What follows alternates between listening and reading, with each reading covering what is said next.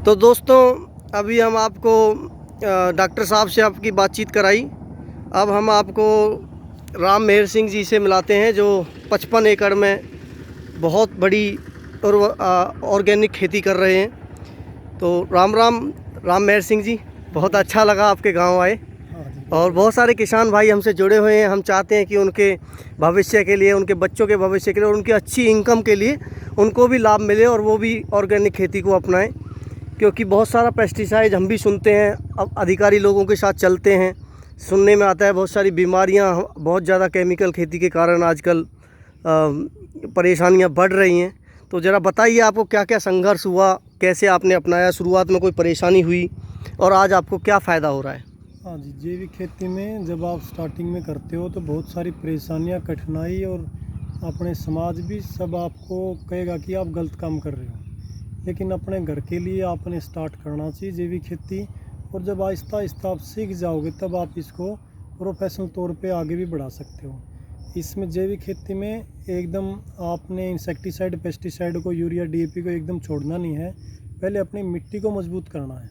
जब मिट्टी आपकी ताकतवर हो जाएगी तो अपने आप अपना यूरिया, डीएपी अपने आप बंद हो जाएगा। जब आपने लगेगी कि जब मैंने कम डाला तो इतनी ताकतवर है तो अगली बार और कम डालूँगा, तब भी आपकी बहुत अच्छी रहेगी। तो मिट्टी की ताकत दो चीज़ों में आकी जाती है ज़्यादातर। एक तो उसका जैविक कार्बन। जब आपका जैविक कार्बन 1+ हो जाएगा, डेढ़ हो जाएगा, 1.5 हो जाएगा, तो आपकी मिट्टी बहुत ताकतवर हो जाएगी।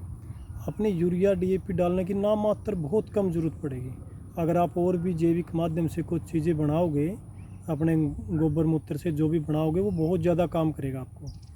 तो उससे पहले आप अपनी, और दूसरी चीज़ होती है पीएच लेवल। अगर आपका पीएच लेवल सामान्य ना होगा तो आप कुछ भी डालते रहो, फिर आपके पौधे में कमज़ोरी रहेगी। ज़्यादातर मेरी एरिया में तो है, जैसे नॉर्मल जिसको बोलते हैं 6.5 और 7.5 होना चाहिए पीएच लेवल। और मेरे एरिए में है करीबन 8.5 से 9.5 तक। तो वो एल्कलाइन मिट्टी बोलते हैं उसको। तो वो एल्कलाइन होने के कारण कुछ तत्व ऐसे होते हैं, अगर आप डालेंगे मिट्टी में होगा तब भी पौधा ले नहीं पाएगा। तो इसलिए पीएच लेवल को सामान्य लेके आना आपने, और जैविक कार्बन को बढ़ाना है। जब ये दोनों चीज़ आपकी हो जाएगी तो आपकी जैविक कार्यक्रम आपका शुरू हो जाएगा। और इन दोनों चीज़ों पे आप काम ना करोगे, जैविक करने के बारे में सोचोगे, तो फिर आपको उसका बेनिफिट नहीं मिलेगा। आपको क्रॉप आपकी काफ़ी ज़्यादा डाउन हो जाएगी। तो इसलिए पहले मिट्टी को उपजाऊ बनाएं, उसकी ताकत को बढ़ाएं, और फिर आप जैविक की तरफ बढ़ें।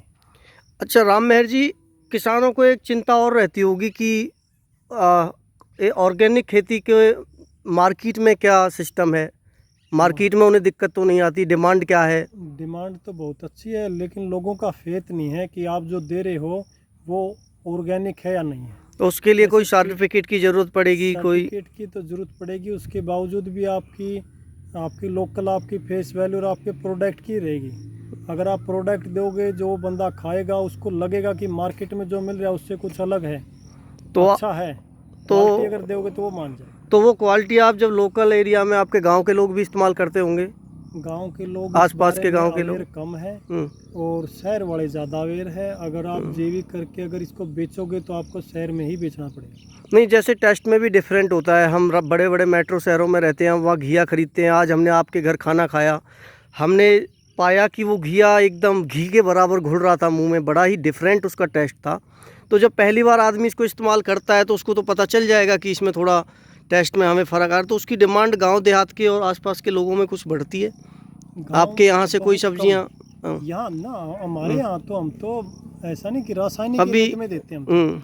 हम तो जो भी चीज़ें देंगे, जो रासायनिक का रेट है उसी रेट में देंगे। और हम ऐसा नहीं कर रहे कि अब जैविक दे रहे हैं तो उसके लिए एक्स्ट्रा प्राइस रख रहे हैं। तो गांव के लोग एक्स्ट्रा ज़्यादा महंगी चीज़ें खरीदते नहीं, महंगी तो सब्जी भी नहीं खरीदते हैं। तो फिर जो ज़्यादा आपका उत्पादन होता है उसको आपके मंडी में कहाँ सप्लाई करते हैं, कैसे करते हैं? देखो जी, एक तो यहाँ हमने रोड के ऊपर हमारे रेडी लगा रखी सब्जी के लिए। यहाँ एक लड़के को बैठाते हैं, आने जाने वाले ले जाते हैं। और कुछ कम रहती तो एक बंदे को गांव में रेडी पे रूटीन में घुमाते भी हैं, वो गांव में बेच के आता है। जैसे आपने कम ही रहता कि हमने मार्केट जाना पड़ता है, बाकी हमारा यहीं लग जाता है। जैसे आपने ऑर्गेनिक गन्ना उगाया, तो इसको क्या करते हैं आप? कैसे अपने अपने यूज में लेते हैं? मुख्य उद्देश्य तो था जी, घर से चीनी आउट करने के लिए इसको लगाया था। हाँ। भाई चीनी राजू भाई दीक्षित ने बोला था कि एक स्लो पॉइजन है, इसको घर से बाहर निकालो, तो उसको दूर करने के लिए ये गन्ने का प्रयोग किया। इससे गुड़ शक्कर बनाते हैं, उसका यूज करते हैं। बहुत और अच्छा। ज़्यादा मात्रा में होता है तो उसको बेच भी देते हैं। और इसको अब की बार तो हम गन्ना ही सेल करेंगे चूसने के लिए। हमारे एरिया में चूसा भी जाता है इसको समय पे, सर्दियों में काफ़ी लंबे समय के लिए, तो उसमें भी देंगे। काफ़ी डिमांड है इसकी।